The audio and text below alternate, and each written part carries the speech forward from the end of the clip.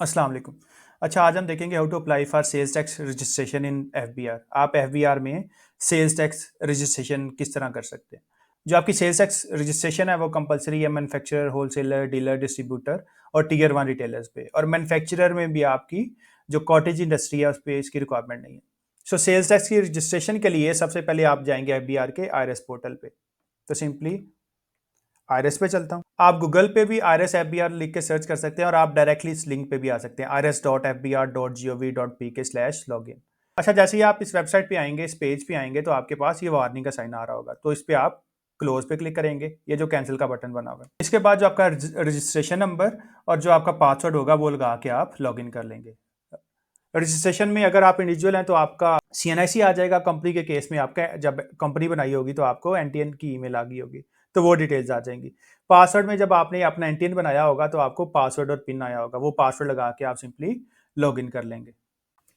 सो CNIC में मेरा CNIC आ गया, पासवर्ड में मेरा पासवर्ड आ गया। जब मैंने एनटीएन बनाया था तो मुझे पासवर्ड और पिन की ईमेल आई होगी, तो सिंपली लॉगिन पे क्लिक करूंगा। जैसे ही मैंने लॉगिन पे क्लिक किया मेरे पास ये डैशबोर्ड आ जाएगा। सबसे पहले मेरे पास आ रहा है रजिस्ट्रेशन, देन डिक्लेरेशन है, asset declaration, rectification, appeals and so on. तो हम जाएंगे रजिस्ट्रेशन के टैब पे। तो ये रजिस्ट्रेशन के टैब के साथ बना हुआ है ये ड्रॉप डाउन, तो सिंपली इस पर क्लिक करूंगा। तो ये मेरे पास आ गया ऑल ऑप्शंस। ऑल ऑप्शंस में मेरे पास आ रहा है फॉर्म्स।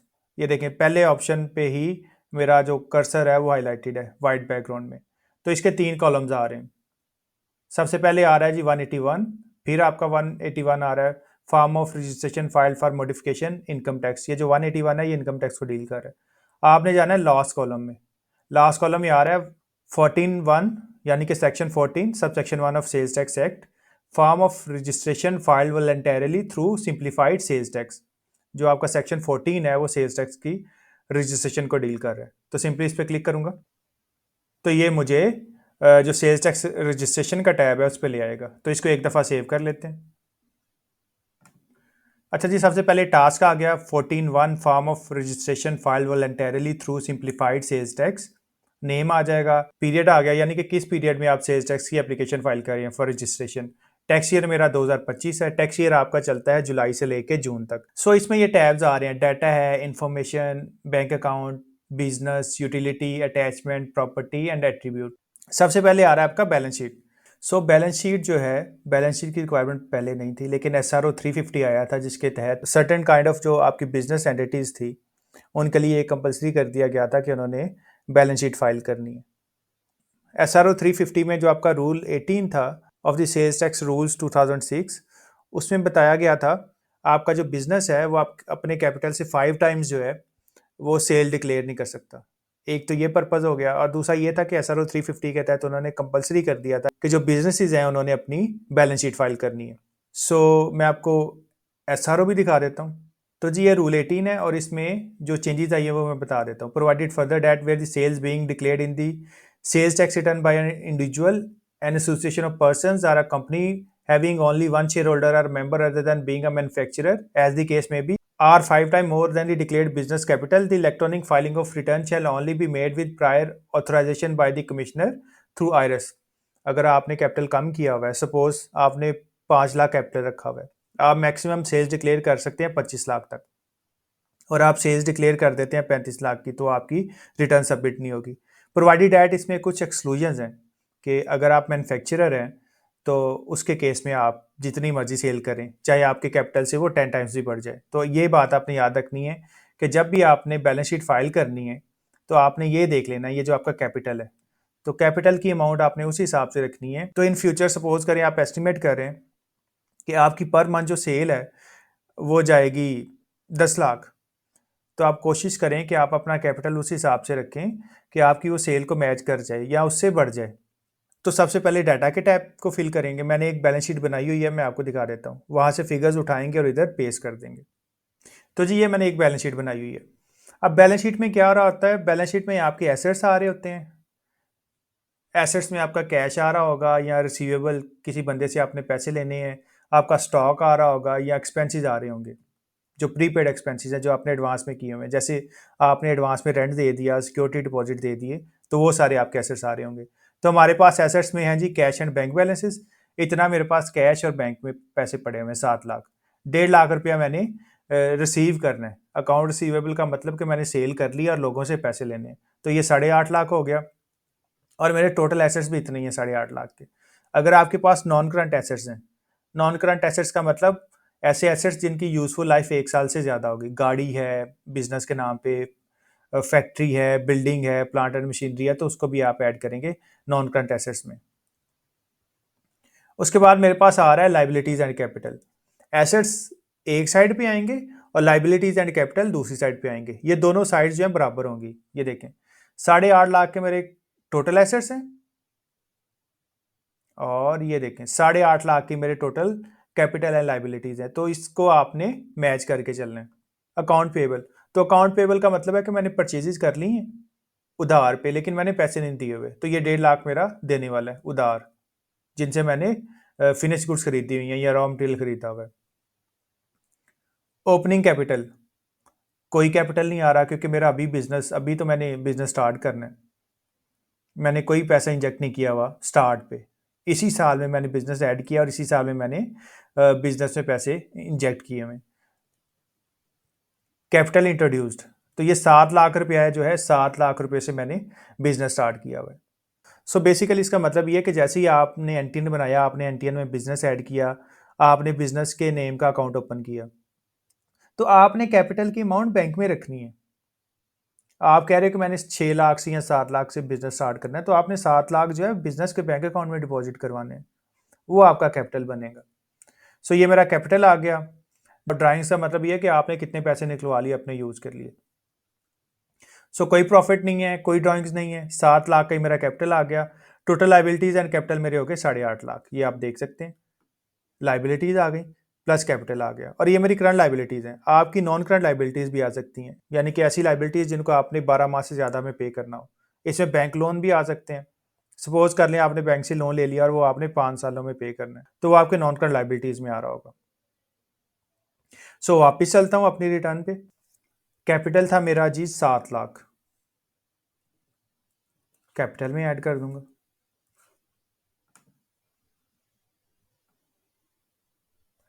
लॉन्ग टर्म बोरिंग्स मेरी कोई नहीं आ रही। क्रेडिटर्स मेरे 1.5 लाख आ रहे थे, मैं आपको दिखा भी देता हूँ एक्सेल से। 7 लाख मेरा कैपिटल था और 1.5 लाख मेरे ट्रेड क्रेडिटर्स थे। आप अकाउंट पेबल भी कह दें, आप ट्रेड क्रेडिटर्स भी कह दें, एक ही चीज़ है। अदर पेबल्स मेरे कोई नहीं आ रहे, तो ये मेरा टोटल हो गया। ये देखें, कैपिटल है, ये क्रेडिटर्स हैं, पेबल्स हैं, और ये टोटल इक्विटी एंड लाइबिलिटीज़। तो मेरी टोटल इक्विटी एंड लाइबिलिटीज़ हैं 8,50,000 की, तो ये मेरे आ गए। उसके बाद वो कह रहा है टोटल एसेट्स, ये मेरा इक्विटी एंड लाइबिलिटीज़ वाला टोटल हो गया। ये अदर लाइबिलिटीज़ तक, ये अदर लाइबिलिटीज़ तक आपका इक्विटी एंड लाइबिलिटीज़ को डील कर रहा है। कैपिटल आ गया, लॉन्ग टर्म बोरिंग हमारी कोई नहीं है, क्रेडिटर्स स्लैश पेबल्स थे हमारे 1.5 लाख के, वो मैंने ऐड कर दिए, और अदर लाइबिलिटीज़ कोई नहीं आ रही। उसके बाद आ रहा है टोटल एसेट्स, और टोटल एसेट्स में सबसे पहले आ रहा है फिक्स एसेट्स। तो हमारे पास कोई फिक्स एसेट्स नहीं है। फिक्स एसेट्स का मतलब है ऐसे एसेट्स जिनकी यूजफुल लाइफ 1 साल या से ज़्यादा हो। फिक्स एसेट्स कह लें, नॉन करंट एसेट्स कह लें, दोनों टर्म्स इंटरलिंक्ड है। तो मेरे पास कोई प्लांट एंड मशीनरी, कोई बिल्डिंग, कोई लैंड नहीं है जो बिजनेस के नाम पे हो। उसके बाद आ रहा है इन्वेंट्री। इन्वेंट्री का मतलब ये कि स्टॉक कितना पड़ा हुआ था उस दिन को, जिस दिन आप बैलेंस शीट बना रहे हैं। तो मेरे पास इस दिन कोई स्टॉक नहीं पड़ा हुआ। बैंक बैलेंसेज, जो आपके बैंक बैलेंसेज है वो आप ऐड कर देंगे, तो मेरे केस में 7 लाख बैंक बैलेंसेज आ जाएंगे। अदर एसेट्स, तो मेरे पास जो रिसीवेबल्स हैं वो 1.5 लाख के पड़े हुए थे, तो 1.5 लाख ऐड कर दूंगा इधर। सो ये मेरी जो एसेट्स एंड लाइबिलिटीज़ हैं ये टैली हो गए। मैंने टोटल इक्विटी एंड लाइबिलिटीज़ भी ऐड कर दिए और टोटल एसेट्स भी ऐड कर दिए। अब ये टोटल एसेट्स वाला जो कॉलम है, इसके आगे सिंपली 8.5 लाख लिख दूंगा और इसको सेव कर दूंगा। तो ये आप देख सकते हैं मेरी टोटल इक्विटी एंड लाइबिलिटीज़ और टोटल एसेट्स जो हैं वो टैली कर गए। अब ये जो 7 लाख है, अगर तो आप नॉन मैन्युफैक्चरर हैं तो 7 लाख को अगर आप 5 से मल्टीप्लाई करें तो ये हो जाएगा 35 लाख, 3.5 मिलियन। तो 3.5 मिलियन तक आप हर माह जो है वो सेल कर सकते हैं। इससे ज़्यादा डिक्लेयर करेंगे तो आपको कमिश्नर की अप्रूवल लेनी पड़ेगी। सो ये मेरा पहला टैब हो गया। इसके बाद हम चलेंगे इन्फॉर्मेशन पे। सो इन्फॉर्मेशन में रजिस्ट्रेशन नंबर आ जाएगा, यानी कि जो आपका CNIC है, ईमेल, सेल नंबर।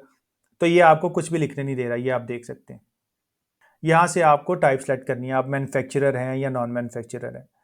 तो हमारे केस में नॉन मैन्युफैक्चरर है। तो अगर तो आप मैन्युफैक्चरर हैं तो आपकी रिक्वायरमेंट्स थोड़ी सी बढ़ जाएंगी।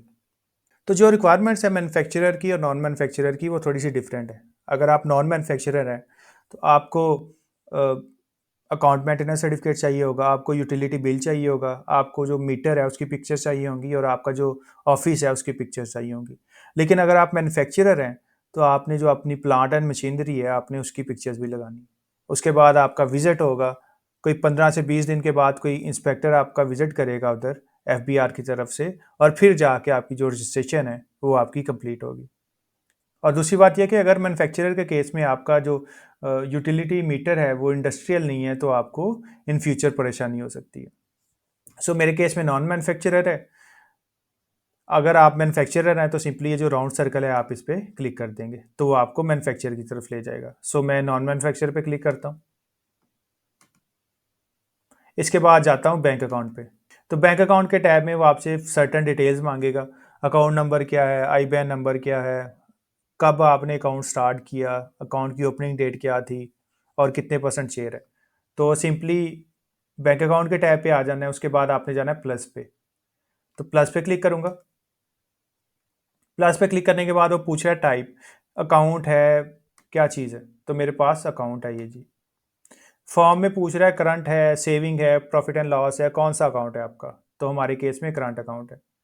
इंस्टीट्यूशन, इंस्टीट्यूशन में आप वो आपसे पूछेगा आपका बैंक का नेम क्या है और ब्रांच कौन सी है। तो ये आपने सर्च करनी है। ये देखें ये सर्च बना हुआ है। तो ये सर्च मिरर पे आप क्लिक करेंगे तो जो भी आपका इंस्टीट्यूट है आप उसको सर्च कर लेंगे। तो मैं इधर सर्च कर लेता हूँ।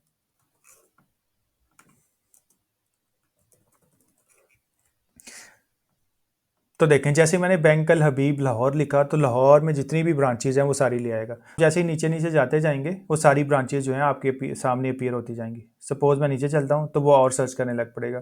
तो लाहौर शहर में जितनी भी ब्रांचेज हैं वो सारी इधर अपीयर हो रही होंगी। तो जो आपकी रेलिवेंट ब्रांच है आप उसको सेलेक्ट कर लें। मैंने सेलेक्ट कर लिया। उसके बाद वो पूछ रहा है आईबीएफटी नंबर, आपके अकाउंट का नंबर क्या है। एक आपका आई बैन होता है, एक आपका आईबीएफटी नंबर होता है। तो आप जो अकाउंट मेंटेनेंस सर्टिफिकेट है उससे देख के ये लिख सकते हैं। तो मैं आपको अकाउंट मेंटेनेंस सर्टिफिकेट भी दिखा देता हूँ। तो जी ये मेरे पास बैंक अल हबीब का अकाउंट मेंटेनेंस सर्टिफिकेट आ जाएगा। सबसे पहले जो आपका बिजनेस है, आपके बिजनेस का नेम आ रहा होगा, आगे वो मेलिंग एड्रेस बता रहा है, आपका एनटीएन या सीएनसी बता रहा होगा, और वो आगे बता रहा होगा कि ये जो बिजनेस है ये हमारे साथ करंट या सेविंग अकाउंट मेंटेन कर रहा है सिंस किस डेट से। तो ये 30/11/2023 से हमने अकाउंट मेंटेन किया हुआ है बैंक अल हबीब के साथ, और ये हमारा अकाउंट नंबर आ जाएगा। ये अकाउंट नंबर आ गया और ये आईबैन नंबर आ गया। तो ये जो आपका अकाउंट नंबर है ये आपका आईबीएफटी होगा, और ये जो आपका आईबैन है ये इंटरनेशनल ट्रांजैक्शंस के लिए यूज़ होता है यूजली। तो सिंपली मैं अपना अकाउंट नंबर भी लिख लूँगा और आईबैन नंबर भी लिख लूँगा। वापस चलता हूँ तो आईबीएफटी नंबर ऐड कर दूंगा। उसके बाद आईबैन ऐड कर दूंगा। उसके बाद वो पूछ रहा है करेंसी। तो सिंपली ये ड्रॉप डाउन पे क्लिक करूंगा और हमारे केस में पीकेआर ही होगा तो पीकेआर सेलेक्ट कर लूंगा। अकाउंट ओपनिंग डेट, तो ये आगे ये कैलेंडर सा बना हुआ है, इस पर क्लिक करूंगा। तो मैं अकाउंट ओपनिंग डेट सर्च कर लेता हूँ इधर से। कैपेसिटी, कैपेसिटी में आपने बताना है आप ऑनर हैं इस बैंक अकाउंट के या नहीं। तो सिंपली ड्रॉप डाउन पे क्लिक करूंगा और ऑनर पे क्लिक कर दूंगा। कितने परसेंट शेयर है आपका इस बैंक अकाउंट में। तो ऑब्वियसली अगर आप सोल प्रोप्राइटरशिप है तो 100% ही शेयर होगा, तो 100 लिख दूंगा और उसके बाद ओके पे क्लिक करूंगा। तो ये देखें जो हमारा बैंक अकाउंट है वो ऐड हो गया। उसके बाद आपने देखना है ये आगे आ रहा होगा ये प्लस के बटन के साथ प्राइमरी अकाउंट, तो इस पर आपने टिक कर देना है कि ये आपका प्राइमरी अकाउंट है। सेव कर लेता हूँ इसको। उसके बाद चलूँगा बिजनेस के टैब पे। तो सिंपली इस पर क्लिक करता हूँ। तो मेरा ये बिज़नेस जो है ये ऑलरेडी एडिड है लेकिन सेल्स टैक्स में रजिस्टर्ड नहीं है। अगर तो आपका बिज़नेस ऐड नहीं है तो सिंपली आप ये प्लस पे क्लिक करेंगे और अपना जो न्यू बिज़नेस है उसको ऐड करेंगे। तो ये मेरा बिज़नेस आ जाएगा। अगर तो आपका बिज़नेस ऐड नहीं है पहले से तो आप मेरी वीडियो देख सकते हैं how to add business in NTN, तो उससे आप अपना बिज़नेस ऐड कर सकते हैं। क्योंकि आपका बिज़नेस ऐड होगा तो तभी आपका अकाउंट मेंटेनेंस सर्टिफिकेट आएगा।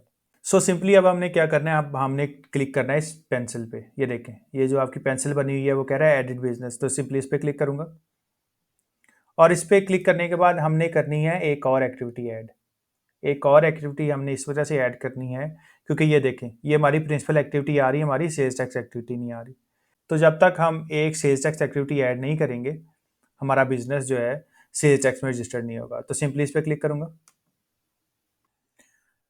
अब आपकी एक प्रिंसिपल एक्टिविटी तो पहले से एडिट है, तो आप दोबारा प्रिंसिपल एक्टिविटी नहीं ऐड करेंगे, आप क्लिक करेंगे ये जो सेल्स टैक्स एक्टिविटी के आगे बॉक्स है, इस पर आप टिक करेंगे। ये मैंने टिक कर दिया। उसके बाद वो कह रहा है कि सेक्शन, डिवीजन, ग्रुप, क्लास, सब क्लास, प्रोडक्ट, ये सारा कुछ आप सेलेक्ट करें। और ये सेलेक्ट आप करने के लिए क्लिक करेंगे ये जो आपका सर्च बार बना हुआ है, इस सर्च बार पे क्लिक करके आपकी जो भी एक्टिविटी है, माइनिंग है, ट्रेडिंग है, रिटेल सेल है, मैन्युफैक्चरिंग है, जो भी है वो आप सेलेक्ट कर लेंगे। तो सिंपली इस पर क्लिक करूंगा। अब मेरे केस में रिटेल सेल, तो इधर रिटेल टाइप करूंगा। अब रिटेल लिखने के बाद मैं क्लिक करूंगा इस सर्च बार पे, ये जो मेरे पास सर्च बॉक्स बना हुआ है इस पर क्लिक करूंगा। तो इस पर क्लिक करता हूँ। तो जैसे ही मैंने इस पर क्लिक किया तो ये आप देख सकते हैं कि 6 पेजेस आ गए, पेजेस 1 of 6। ये 6 पेजेस हैं जिनमें सारी रिटेल की एक्टिविटीज़ आ रही हैं। तो जो भी आपसे रेलिवेंट रिटेल की एक्टिविटीज़ होंगी वो आप सेलेक्ट कर लें। मैं चलता हूँ जी लास्ट पेज पे। तो जी ये सारी मेरी लास्ट पेजेस पे एक्टिविटीज़ आ गई और जो मेरे से पर्टेन कर रही है वो ये वाली है। Wholesale and retail trade, repair of motor vehicles and motorcycles, retail trade not in stores, stall और markets, retail sale via mail order houses और वाया इंटरनेट। तो जो मैं प्रोडक्ट सेल करूंगा वो मैं थ्रू ऑनलाइन, आप कह लें कि मेरा ई कॉमर्स बिजनेस है, तो मैं थ्रू ऑनलाइन स्टोर जो है अपनी चीज़ों को सेल करूंगा। तो ये इसके आगे सेलेक्ट आ रहा है, तो सेलेक्ट पे क्लिक करूंगा। तो ये देखें मेरी सेल्स टैक्स एक्टिविटी मैंने सेलेक्ट कर ली। नीचे से मैंने सेक्शन पे जाके अपनी सेक्शन, डिवीजन, ग्रुप, क्लास जो है वो सारा कुछ सेलेक्ट कर लिया। उसके बाद वो कह रहा है कि स्टार्ट डेट, आपने ये सेल्स टैक्स एक्टिविटी कब स्टार्ट की। आप करंट डेट भी रख सकते हैं और आप पिछला भी कोई पीरियड दे सकते हैं। तो मैं इसको अक्टूबर स्टार्ट कर देता हूँ। इसके बाद ओके पे क्लिक करूंगा एंड सब्सिक्वेंटली दोबारा ओके पे क्लिक करूंगा। अच्छा, पहले मेरी आ रही थी एक प्रिंसिपल एक्टिविटी, अब जब मैं दोबारा बिजनेस पे क्लिक करूंगा तो ये देखें एक मेरे पास प्रिंसिपल एक्टिविटी आ गई। ये देखें ये पहले से एडिट थी, professional, scientific and technical activities, और इसके आगे ये टिक है प्रिंसिपल एक्टिविटी पे, सेल्स टैक्स एक्टिविटी पे टिक नहीं है। और जैसे ही मैंने दोबारा ऐड की नई activity, wholesale and retail trade, repair of motor vehicles and motorcycles, आगे डिवीजन है, ग्रुप है और आगे क्लास है कि मैं जो है वया मेल या आप कह लें कि ऑनलाइन स्टोर जो अपनी सेल करूंगा। प्रिंसिपल एक्टिविटी को मैंने टिक नहीं किया क्योंकि ये मेरी प्रिंसिपल एक्टिविटी नहीं है, ये मेरी सेकेंडरी एक्टिविटी है। प्रिंसिपल एक्टिविटी मेरी वही है कि जो मैं अपनी अकाउंटिंग एंड बुक कीपिंग की सर्विसेज प्रोवाइड कर रहा हूँ। जो सेल्स टैक्स एक्टिविटी थी वो मेरा टिक हो गया। देखिए 3 बॉक्सेस आ रहे थे, पहला प्रिंसिपल एक्टिविटी था, दूसरा सेल्स टैक्स एक्टिविटी था और तीसरा था एफईडी। तो एफईडी हमारे केस में एप्लीकेबल नहीं है, सेल्स टैक्स एक्टिविटी एप्लीकेबल थी, तो ये सेकंड वाला जो बॉक्स था ये टिक हो गया, ये आप देख सकते हैं। अच्छा जी, यहाँ तक मेरे 4 इन्फॉर्मेशन कंप्लीट हो चुकी हैं। डाटा जहाँ मैंने बैलेंस शीट ऐड की, इन्फॉर्मेशन मैन्युफैक्चरर या नॉन मैन्युफैक्चर डिसाइड कर लिया, बैंक अकाउंट था, बैंक अकाउंट की डिटेल ऐड कर ली, IBFT, IBAN, आपने बैंक जो था आपका इंस्टीट्यूशन था उसकी ब्रांच आपने सेलेक्ट कर ली, बैंक को आपने प्राइमरी अकाउंट ऐड कर दिया, बिजनेस की डिटेल ऐड कर ली। सेव कर लेते हैं इसको। अच्छा, इसके बाद मैं जाऊंगा यूटिलिटी पे, तो यूटिलिटी पे क्लिक करते हैं। तो ये मेरे पास जो मेरा बिजनेस एड्रेस था उसकी डिटेल आ रही है। तो यूटिलिटी को ऐड करने के लिए आपने सिंपली इस पर क्लिक करना है। जैसे ही आपने इस पर क्लिक किया तो ये आपके पास एक्शन में ये प्लस का बटन आ गया। तो सिंपली प्लस के बटन पे क्लिक करूंगा। यहाँ पे वो आपसे जो आपका यूटिलिटी बिल है, चाहे वो गैस है, चाहे वो इलेक्ट्रिसिटी है, इंडस्ट्रियल है, कमर्शियल है, उसकी सारी डिटेल मांग रहा होगा, कंज्यूमर रेफरेंस नंबर मांग रहा होगा। तो टाइप पे क्लिक करता हूँ। ये टाइप के साथ ये ड्रॉप डाउन बना हुआ है, सिंपली इस पर क्लिक करूंगा। तो वो पूछ रहा है जी आपके जो मीटर है उसकी टाइप क्या है, कमर्शियल है, इंडस्ट्रियल है, रेजिडेंशियल है, पर्सनल है। तो हमारे केस में कमर्शियल यूटिलिटी है, हमारा ऑफिस जो है कमर्शियल एरिया में लोकेट कर रहा है। फॉर्म पे क्लिक करूंगा, वो पूछेगा इलेक्ट्रिसिटी है, गैस है, व्हाट्सएवर। तो ये जी मेरा इलेक्ट्रिसिटी मीटर है। कंज्यूमर रेफरेंस नंबर, तो जो आपका यूटिलिटी बिल होगा, सपोज है लेस्को का बिल है आपके पास, तो सबसे पहले नाम आ रहा होगा, उसके बाद एड्रेस आ रहा होगा, सब्सिक्वेंटली नीचे आपका कंज्यूमर रेफरेंस नंबर लिखा होगा, तो वो नंबर ऐड कर देता हूँ। उसके बाद वो कह रहा है प्रोवाइडर, कौन सा आपका जो डिस्को है, डिस्ट्रीब्यूशन कंपनी कौन सी है, लेस्को है, फेस्को है, आयस्को है, मैपको है, गैपको है, तो वो सेट कर लेते हैं। एज इट इज़ ये भी ड्रॉप डाउन है, इस पर क्लिक करूंगा और इधर से लेस्को सेट कर लूंगा। कनेक्शन डेट, जो आपका बिल होगा उसके ऊपर कनेक्शन डेट भी आ रही होगी, जो आपका मीटर है ये कब कब लगा था, कब इसकी इंस्टॉलेशन हुई थी आपके इलेक्ट्रिसिटी कनेक्शन की, तो वो डेट ऐड कर देते हैं।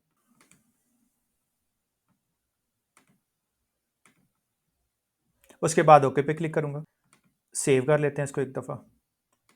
अटैचमेंट पे चलता हूँ। तो जी ये अटैचमेंट्स मांग रहा है आपसे। बैंक सर्टिफिकेट आ जाएगा, पिक्चर ऑफ यूटिलिटीज़ मीटर आ जाएगा, आपका जो यूटिलिटी मीटर है, जैसे आपका इलेक्ट्रिसिटी का मीटर है उसकी पिक्चर्स आ जाएंगी। पिक्चर्स ऑफ बिजनेस प्रेमिसेस, आपका जो बिजनेस प्रेमिसेस है, जो आपका ऑफिस है, चाहे आपका घर में है या आपका कहीं आपने कोई शॉप वगैरह रेंट आउट की हुई है, तो उसकी पिक्चर्स आपने लगा देनी है। मैं आपको दिखा भी देता हूँ कैसी आपने पिक्चर्स लगानी है। Pictures of machineries manufacturer only, अगर आप मैन्युफैक्चरर हैं तो आपने अपनी जो प्लांट एंड मशीनरी है, सपोज कर लें कोई टेक्सटाइल मिल रहा है, तो आपने उसकी जो पिक्चर्स है प्लांट एंड मशीनरी की वो अटैच करनी है। Bill of lading, list of H S codes to be imported, अगर आपने प्लांट एंड मशीनरी इंपोर्ट करनी है और उस पर्पजेज के लिए आप रजिस्टर्ड हो रहे हैं कि सब्सिक्वेंटली आपने उसकी इंस्टॉलेशन करनी है, तो आपने एच एस कोड की लिस्ट लगानी है। बिल ऑफ लेडिंग की, कि जो गुड्स आपकी पोर्ट पे आ रही हैं, जो आपको सप्लायर ने बिल ऑफ लेडिंग प्रोवाइड किया है कि ये चीज़ें जो हमने आपको शिप कर दी हैं, तो वो आपने अटैच करना है। और लास्टली बैलेंस शीट आ जाएगी। बैलेंस शीट के डाटे को हमने डाटा टैब में भी फिल आउट किया है और उसका पीडीएफ जो है आपने ये बैलेंस शीट के कॉलम में आपने ऐड करना है। अब आपने इन्फॉर्मेशन किस तरह से अटैच करनी है, ये जो जो कॉलम्स आ रहे हैं, ये देखें जो जो कॉलम्स आ रहे हैं इसके आगे प्लस का बटन बना हुआ है। अगर मैंने बैंक सर्टिफिकेट ऐड करना है तो मैं सिंपली प्लस पे क्लिक करूंगा, तो वो कह रहा है फाइल, और फाइल के आगे वो आ रहा है प्लस का बटन। तो जैसे ही मैं प्लस के बटन पे क्लिक करूंगा वो मेरे से फाइल की लोकेशन मांगेगा, तो सिंपली इस पर क्लिक करूंगा और जो मेरा अकाउंट मेंटेनेंस सर्टिफिकेट है उसको सेलेक्ट कर लूंगा। आप इस पर क्लिक करके ओपन पे भी क्लिक कर सकते हैं और आप इस पर डबल क्लिक करके भी इसको सेलेक्ट कर सकते हैं। तो मैं डबल क्लिक करता हूँ, तो ये मेरी फाइल सेलेक्ट हो चुकी है। थोड़ा सा टाइम लेगी, ये देखें ये मेरी फाइल आ गई, file account maintenance certificate PDF. तो ये मेरी फाइल अपलोड हो चुकी है, सिंपली ओके पे क्लिक करूंगा। पिक्चर्स ऑफ यूटिलिटीज मीटर, जो मेरा मीटर था उसकी पिक्चर्स आ जाएंगी। आपने जो मीटर है उसकी पिक्चर्स क्लोज करके कैमरा से उसकी पिक्चर ले लेनी है। मैं आपको पिक्चर भी दिखा देता हूँ। तो ये मेरी पिक्चर आ गई यूटिलिटी मीटर की। बिजनेस प्रेमिसेस, जो आपका ऑफिस है उसकी आपने पिक्चर ले लेनी है, तो उसकी पिक्चर्स आ गई। प्लस पे क्लिक करूंगा, बिजनेस प्रेमिसेस सेलेक्ट किया, देन ओपन पे क्लिक करूंगा, ये मेरी फाइल आ गई और सिंपली ओके पे क्लिक कर दूंगा। अच्छा, सब्सिक्वेंटली नॉन मैन्युफैक्चरर के केस में एक चीज़ रह गई है बस, बैलेंस शीट अंडर रूल 5 सब रूल 2। तो सिंपली प्लस पे क्लिक करूंगा, दोबारा प्लस पे क्लिक करूंगा और जो मेरा बैलेंस शीट वाला है SRO 350 बैलेंस शीट जो थी मेरी, वो सिंपली उसको अटैच कर दूंगा। इसके बाद ओके पे क्लिक करूंगा, तो वो कह रहा है डाटा सेव सक्सेसफुली, और ये सारी मेरी अटैचमेंट्स लग चुकी हैं। ये देखें अकाउंट मेंटेनेंस सर्टिफिकेट है, यूटिलिटी मीटर है, बिजनेस प्रेमिसेस की पिक्चर है और ये बैलेंस शीट है। अगर मैं किसी पे भी क्लिक करता हूँ, सपोज करें मैं इस पर क्लिक करता हूँ, तो ये मेरी फाइल डाउनलोड हो जाएगी। अब अगर इस पर मैं क्लिक करूँ तो ये देखें ये बैलेंस शीट में मेरी फाइल अपलोड हो चुकी है। अच्छा, आपने एक बात याद रखनी है, आप जो बैलेंस शीट है इसका फॉर्मेट मेरे से ले लीजिएगा, लेकिन आपने इसको साइन करके अटैच करना है। आपने इसको साइन करके अटैच करना है और कोशिश कीजिएगा अगर आपका लेटर हेड बना हुआ है तो आपने लेटर हेड पे इसको लेके फिर साइन करके स्टैम्प भी करना है साथ में। अच्छा, यहाँ तक मेरी चीज़ें पूरी हो चुकी हैं। अभी मैं आपको मीटर की पिक्चर्स और बिजनेस प्रेमिसेस की पिक्चर्स दिखा देता हूँ कि आपने किस तरह की अटैच करनी है। तो जिस तरह आप अपने ऑफिस की पिक्चर ले लें एक, ये आपने अटैच करनी है जैसे भी आपको मुनासिब लगे या अच्छी लगे, और ये आपका जो मीटर है ये उसकी पिक्चर्स आ जाएंगी। सो ये दो चीज़ें आपने पीडीएफ करके आपने ये अटैच कर देनी है। अब वापस चलता हूँ अपनी जो एप्लीकेशन है उस पर। अच्छा, अटैचमेंट आ गई, उसके बाद प्रॉपर्टी पे जाएंगे। प्रॉपर्टी भी आपने देख लेना कि आपका जो हेड ऑफिस है वो ठीक सेलेक्ट हुआ हुआ है कि नहीं। आप चेंज भी कर सकते हैं, आप फर्दर प्लस पे क्लिक करके आप ऐड भी कर सकते हैं। इसके अलावा अगर आपने वैसे ही चेंज करना है तो ये अगर एक से ज़्यादा एड्रेसेस आ रहे होंगे तो आप किसी पे भी क्लिक करके उसको सेट कर सकते हैं। ये जो बॉक्स बना हुआ है इस पर टिक करके आप किसी को भी सिलेक्ट कर सकते हैं जिसको आपने प्राइमरी अपना रजिस्टर्ड ऑफिस एड्रेस बनाना है। उसके बाद आप चलेंगे एट्रीब्यूट पे। अच्छा जी, वो कह रहा है do you want temporary STRN, तो हम टेम्पररी STRN तो नहीं ना मांग रहे। टेम्पररी STRN यानी कि temporary sales tax registration number, तो उस बंदे को ज़रूरत होगी ना जिसने प्लांट एंड मशीनरी इंपोर्ट करनी है। तो हम तो परमानेंटली चाह रहे हैं ना कि हमारा सेल्स टैक्स जो रजिस्ट्रेशन है वो रहे। तो इसमें 3 ऑप्शंस आ रहे हैं, प्लस ये डिलीट का आ रहा है, ये क्वेश्चन मार्क आ रहा है। तो आपने क्लिक करना है प्लस पे। प्लस पे क्लिक करता हूँ। अब वो कह रहा है do you want temporary STRN, तो हम टेम्पररी नहीं चाह रहे, हम परमानेंटली चाह रहे हैं। तो आपने क्लिक करना है नो पे। तो ये नो के आगे सेलेक्ट बना हुआ है, तो सेलेक्ट पे क्लिक कर देंगे। अच्छा, अगर गलती से आपसे यस सेलेक्ट हो गया तो आपने ये जो एक्शन है इस पे क्लिक कर देना है। इस पे क्लिक करूंगा क्लियर वैल्यू पे, तो ये मेरी वैल्यू क्लियर हो जाएगी। एज इट इज प्लस पे क्लिक करूंगा और उसके बाद सेलेक्ट कर लूंगा नो। तो ये जी मेरी जितनी भी इंफॉर्मेशन थी सारी कंप्लीट हो चुकी है। आपने जो जो इन्फॉर्मेशन फिलअप करनी है साथ साथ आपने उसको सेव करते जाना है। इसके बाद मैं क्लिक करूंगा सबमिट पे। तो जैसे ही आप सबमिट पे क्लिक करोगे आपकी एप्लीकेशन आपके सामने से गायब हो जाएगी और आपकी एप्लीकेशन चली जाएगी थोड़ी अर्से के बाद आउटबॉक्स में। और आपकी एप्लीकेशन जो है वो आउटबॉक्स में ही पड़ी रहेगी। आपकी एप्लीकेशन आउटबॉक्स में पड़ी रहेगी for a period of at least 30 days. आपको चाहिए होगा कि आप अपना जो टैक्स ऑफिस है वहाँ विजिट करें, जो आपका रजिस्ट्रेशन ऑफिस है उधर जाएं उसके अंदर, और उनसे ये अपनी जो सेल्स टैक्स की एप्लीकेशन है इसको अप्रूव करवाएं, वरना आपकी जो सेल्स टैक्स की एप्लीकेशन है particularly in case of individual he approve नहीं होगी। इसके अलावा कंपनी मैन्युफैक्चरर है, इन केस ऑफ इंडिविजुअल उसकी एप्लीकेशन ऑटोमेटिकली अप्रूव हो जाएगी। लेकिन आपकी स्पेसिफिकली जो अगर आप ट्रेडर हैं इन केस ऑफ इंडिविजुअल तो आपकी एप्लीकेशन अप्रूव नहीं होगी। तो अगर आप इंडिविजुअल हैं यानी कि सोल प्रोप्राइटर हैं तो आपकी एप्लीकेशन अप्रूव नहीं होगी, वो आउटबॉक्स में पड़ी रहेगी। लेकिन कंपनी के केस में आपकी एप्लीकेशन जो है वो अप्रूव हो जाएगी। उसके केस में आपकी एप्लीकेशन फ़ौरन आउटबॉक्स से निकल के कंप्लीट टास्क में निकल जाएगी। तो ये आपने बात याद रखनी है कि अगर आप इंडिविजुअल हैं तो उस केस में आपको अपने टैक्स ऑफिस जाना पड़ेगा या किसी कंसल्टेंट को आपको एंगेज करना पड़ेगा कि वो आपकी एप्लीकेशन जो है उसको अप्रूव करवाए। अदर देन डैट आपकी एप्लीकेशन महीना जो है वो पड़ी रहेगी आउटबॉक्स में। इसके अलावा एक और चीज़ मैंने आपको बताया था कि कंपनी के केस में आपने किसी डायरेक्टर को या किसी ऑफिसर को इंगेज भी करना है कि वो आपके बिहाफ पे बायोमेट्रिक करवाए, क्योंकि जैसे ही आपकी एप्लीकेशन कंप्लीट हो जाएगी आपने नादरा से बायोमेट्रिक वेरिफिकेशन करवानी है। कोई भी आपका नादरा का ऑफिस है या ई सहूलत है जिस तरह इजी पैसा जैज़ कैश वाले हैं, तो आपने उसकी बायोमेट्रिक भी करवानी है। तो कंपनी के केस में तो आप किसी पर्सन को इंगेज करेंगे तो उसकी बायोमेट्रिक वेरिफिकेशन होगी ना। तो मैं कंपनी की भी आपको एक जो सेल्स टैक्स रजिस्ट्रेशन एप्लीकेशन है वो दिखा देता हूँ कि उसमें क्या चेंजेस आएंगी और आपके इंडिविजुअल के केस में क्या चेंजेस आ रही हैं। सो उस पर चलता हूँ, आपको एक कंपनी की जो एप्लीकेशन है कंपनी के पोर्टल से ड्राफ्ट करके दिखा देता हूँ।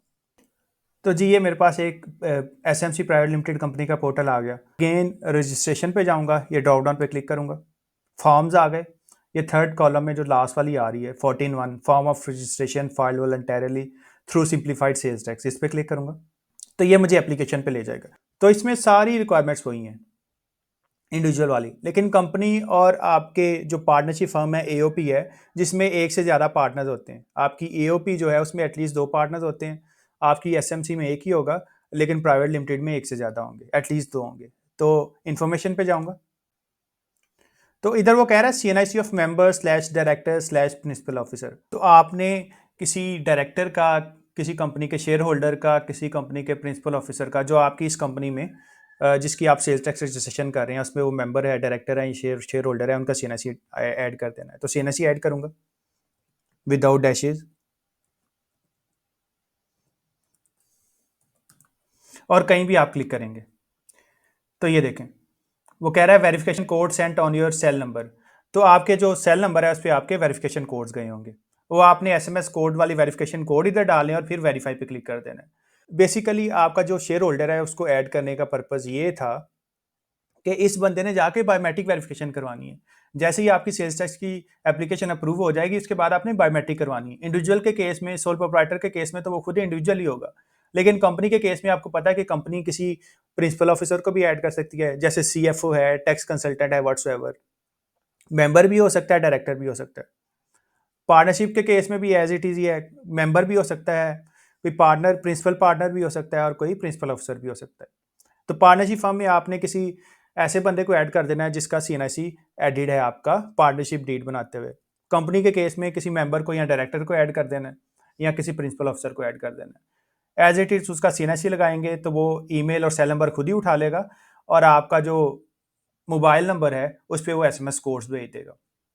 बाकी बैंक अकाउंट की डिटेल्स एज इट इज़ वही रिक्वायरमेंट्स हैं, बिजनेस में भी वही रिक्वायरमेंट्स हैं, यूटिलिटी अटैचमेंट प्रॉपर्टी एट्रीब्यूट सारा कुछ बाकी वही है। सिर्फ ये जो आपकी इन्फॉर्मेशन वाला टैब है इसमें चेंजेस आ रही होगी और कंपनी की जैसे ही आप एप्लीकेशन सबमिट करेंगे सेल्स टैक्स की, ये ऑटोमेटिकली आपकी एप्लीकेशन अप्रूव हो जाएगी। सो जैसे ही कंपनी के केस में आप अपनी एप्लीकेशन सबमिट करेंगे आपकी एप्लीकेशन कंप्लीट टास्क में चली जाएगी और रजिस्ट्रेशन के टैब में शो हो रही होगी। इसके अलावा अगर आपको सेल्स टैक्स रजिस्ट्रेशन में कोई परेशानी पेश आ रही है तो आप मेरे से कांटेक्ट कर सकते हैं। बैलेंस शीट का फॉर्मेट चाहिए आप मेरे से ले सकते हैं। अगर आपको हमसे करवाना है सेल्स टैक्स रजिस्ट्रेशन का प्रोसेस तो आप हमसे भी रीजनेबल प्राइस में करवा सकते हैं। सो ये था आज के लिए। Thank you so much. अल्लाह हाफिज़।